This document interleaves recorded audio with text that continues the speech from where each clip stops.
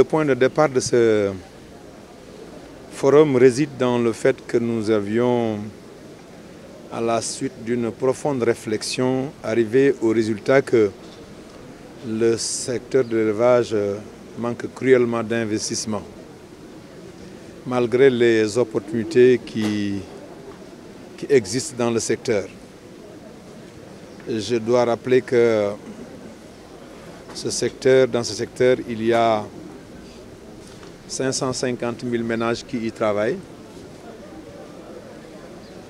Dans ce secteur, nous dénombrons à peu près un capital ovin de l'ordre de 14 000 sujets, à peu près 8 000 bovins, entre autres, et qui est dominé par un élevage transhumant dont la productivité est encore faible.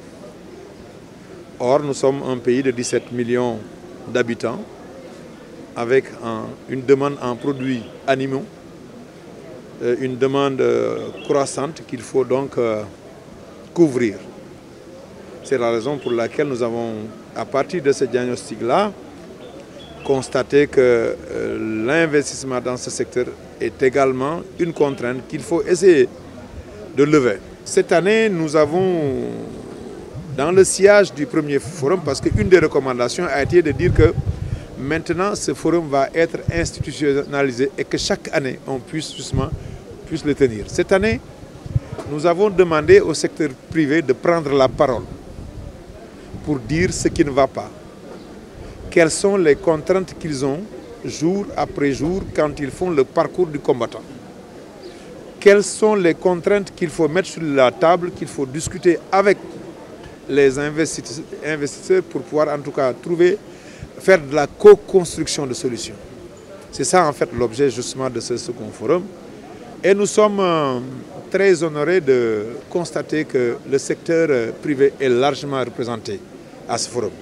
Le forum d'aujourd'hui, la seconde phase, va nous donner l'occasion de les mettre sur la table, venant de la parole justement du secteur privé.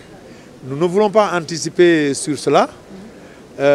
Les institutions publiques ont exposé l'année dernière les mécanismes, les instruments que le gouvernement a mis à leur disposition. Le secteur bancaire avait fait de même. Malgré tout ça, nous voulons cette année donner la parole donc à ce secteur privé pour qu'eux-mêmes ils nous disent en fait les comptes. Parce que selon les filières, les contraintes peuvent être en tout cas peuvent ne pas être les mêmes. On peut penser effectivement que le foncier peut être effectivement une contrainte.